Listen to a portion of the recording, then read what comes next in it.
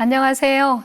오늘은 6월 24일 날마다 주께로 키티집 136페이지입니다. 성경 본문은 구약성경 잠언 13장 7절로 11절 말씀입니다. 이 말씀을 가지고 재물에 대한 지혜로운 가르침이라는 제목으로 큐티 가이드를 시작하겠습니다. 사랑하는 성도 여러분, 오늘 본문은 재물의 속성에 대한 말씀입니다. 7절을 보면 스스로 부한 채하여도 아무것도 가진 것이 없는 가난한 사람이 있는가 하면 스스로 가난한 채하여도 많은 것을 소유한 부자가 있다고 합니다. 과연 이 재물이라는 것은 무엇이며 우리가 취해야 할 자세는 무엇일까요? 내용 관찰 1번입니다. 자기 생명의 속전으로 삼을 수 있는 것은 무엇입니까? 8절을 보겠습니다. 사람의 재물이 자기 생명의 속전일 수 있으나 가난한 자는 협박받을 일이 없느니라. 아멘. 사람이 가진 재물이 자기 생명의 속전일 수 있다고 하지요. 여기서 생명의 속전이란 생명을 대신하여 지불하는 돈입니다. 구약성경 출애굽기 30장 11절로 16절 말씀을 보면 이 속전에 대해서 자세하게 풀어놓았는데요. 이스라엘 백성들 가운데 20세 이상의 모든 사람들이 성전에 내는 일종의 세금과 같은 헌금입니다. 1인당 반 세겔을 내도록 되어 있는데요. 이 세금을 내야 되는 이유는 이스라엘 백성들이 애굽에서 430년 동안 노예 생활을 했습니다. 하나님께서 백성들을 애굽의 그 노예에서 해방시켜 주셨고 자유를 허락해 주셨습니다. 그 구속의 은혜를 기억해서 감사함으로 드리는 생명값입니다. 이렇게 드려진 속전은 성전 보수나 유지비로 사용이 되었습니다. 세금을 내되 부자라고 많이 드리거나 가난하다고 조금 내지 말고 부자든 가난하든 동일하게 반세겔을 내라고 하셨습니다. 예수님께서도 가버나움에서 이 성전세를 내셨는데요. 이렇게 재물이 사람의 속전이 될 수는 있지만 아무리 많은 재물이라고 할지라도 재물 그 자체가 사람을 살릴 수는 없습니다. 묵상을 위한 용어 해설을 보면 잘 풀어서 설명을 해 놓았는데요.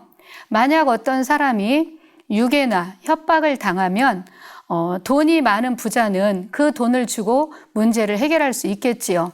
그러나 가난한 사람은 아예 그런 일을 당할 이유가 없다는 것입니다.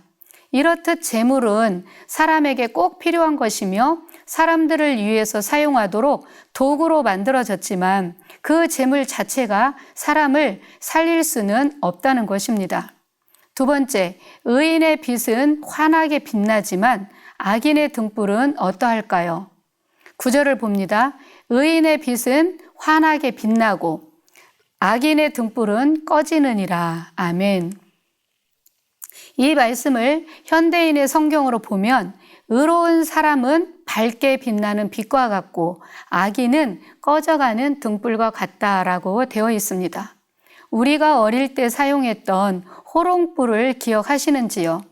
등잔에 기름을 넣고 뚜껑에 심지를 꽂아서 불을 붙이면 환하게 비추입니다. 그러나 이 호롱불은 바람이 조금만 불어도 흔들흔들거리며 금방 꺼져버리지요. 그런 것처럼 악인은 조금만 바람이 불어도 위태위태하게 꺼져가는 등불과 같다는 것입니다. 잠언 20장 20절을 보면 자기의 아비나 어미를 저주하는 자는 그의 등불이 흑암 중에 꺼짐을 당하리라고 합니다. 부모의 권면이나 충고를 받지 않고 오히려 그 부모를 저주하는 자는 악인으로서 흑암 중에 오히려 등불이 꺼짐을 당하리라고 하지요. 무서운 말씀입니다.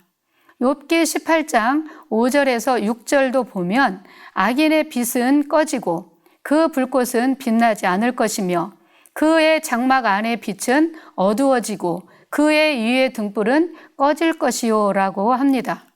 세 번째, 그렇다면 어떤 사람이 지혜가 있습니까? 10절을 보겠습니다.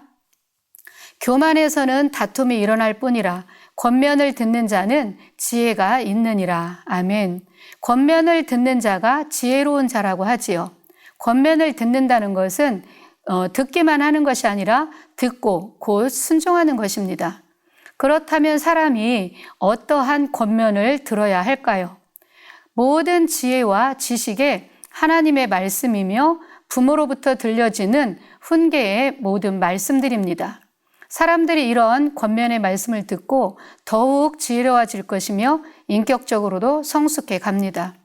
권면을 듣는 자는 자기의 한계를 인정하는 자요, 자기의 부족을 아는 자로서 다른 사람의 충고나 책망, 비판까지도 겸허히 받아들이는 사람들입니다. 그런 사람들만이 듣고 순종할 수 있는 것이지요. 반대로 우둔하고 교만한 자는 결코 다른 사람의 충고나 권면을 받지 않습니다.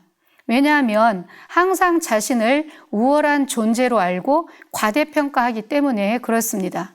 그리하여 다른 사람들을 무시하고 다른 사람들을 자기만 못하다고 생각하기 때문에 상대방의 말을 듣지 않습니다.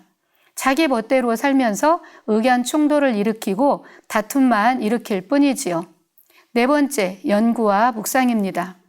망령때에 얻은 재물은 줄어가고 손으로 모은 재물은 늘어가는 이유를 묵상해 봅시다. 우리나라에 로또 복권이라는 게 있지요. 수많은 사람들이 이 복권을 통해서 인생 역전을 꿈꿉니다. 상계동에 가면 로또 1등 많이 나온 복권 판매집이 있습니다. 토요일이면 진풍경을 볼 수 있는데요. 얼마나 많은 사람들이 그 복권을 사기 위해서 줄 서 있는지 모릅니다. 종종 이 복권에 당첨이 되어서 엄청난 돈을 탔다는 사람들의 이야기를 들으면 때로 부럽기도 합니다.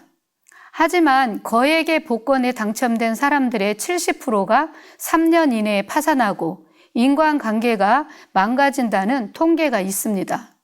그런 면에서 재산이 늘어가는 것은 일확천금을 꿈꾸며 인생 한방이야 라는 정신으로 재물을 모으는 그 재물이 아니라 더디지만 땀 흘려 자기 손으로 수고하여 모은 돈이라는 것을 알게 됩니다.